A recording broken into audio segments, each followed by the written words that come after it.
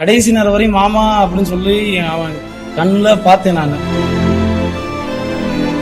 Production கொடுங்கன்னு உடனே கொடுங்கன்னு அன்னைக்கு சொன்னாங்க. எனக்கு பிரச்சனை இல்லை, நான் என் உயிர் போனா கூட நான் அதை பத்தி கவலைப்படலை. இன்னைக்கு நடந்த சம்பவம் குற்றத்துக்கு சம்பந்தப்பட்டவங்க எல்லாத்துமே நடவடிக்கை எடுங்க தான் என்னோட கோரிக்கை. முக்கியமான விஷயம், 6வது நபரையும் அக்யூஸ்டா சேர்த்திருக்கிறாங்க. 5 நபர்களை தான் சேர்த்திருக்காங்க இல்லையா? 6வது நபரையும் அக்யூஸ்டா சேர்த்திருக்காங்க.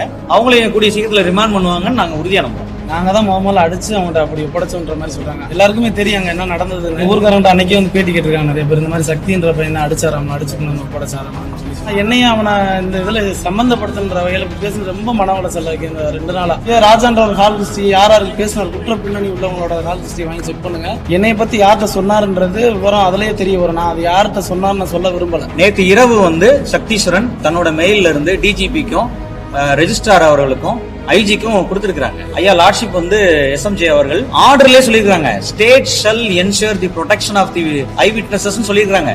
இதுக்கு மேல என்ன உத்தரவுங்க வேணும்? கொடுத்த 1ஆம் தேதி வந்து 3 மணிக்கு ஐயா கொடுத்தாங்க. இது வரைக்கும் எந்த ப்ரொடெக்ஷன் கொடுத்திருக்காங்கன்னு உங்களுக்கு பத்திரிகையாளருக்கே தெரியல. சார், எங்களோட கோரிக்கை ஆயுதம் ஏந்திய போலீஸ் மதுரை மாவட்டம் அல்லது வேற மாவட்டத்தை சேர்ந்த காவல்துறை அதிகாரிகள் இங்க நேரடியா வந்து மடப்புறம் முழுக்க ரோந்து போகணும்னு கேட்டுக்கிறோம். இவங்க சாட்சிகள் வந்து ஒட்டி இருக்கிறாங்க. அக்யூஸ் சம்பந்தப்பட்ட மற்ற காவலர்களோ போலீஸோ இவங்களை வந்து அக்சஸ் பண்ணக்கூடாது.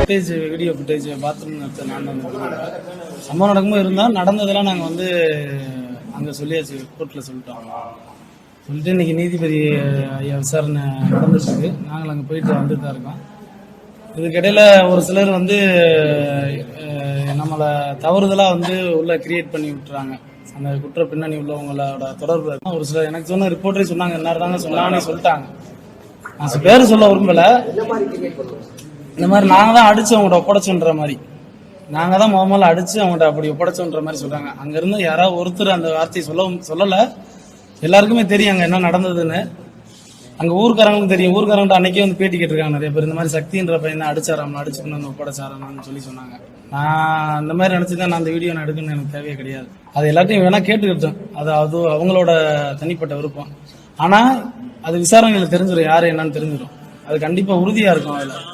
ஆனா கொஞ்சம் கூட மனிதாபிமானமே இல்லாம நான் தான் பண்ணனேன்னு ஒரு நாவு பூசாம, இது அவனுக்கே நடந்திருந்தாலும் நான் அந்த வேலையை அந்த வீடியோ எடுத்து கண்டிப்பா நான் அவனுக்காக போராடி இருப்பேன். ஆனா நான் என்னையும் அவனை இந்த இதுல சம்பந்தப்படுத்துன்ற வகையில பேசுறது ரொம்ப மன உளைச்சல் இருக்கு. இந்த 2 நாளா மாமான்ற வார்த்தை சொல்ல மாட்டேன்.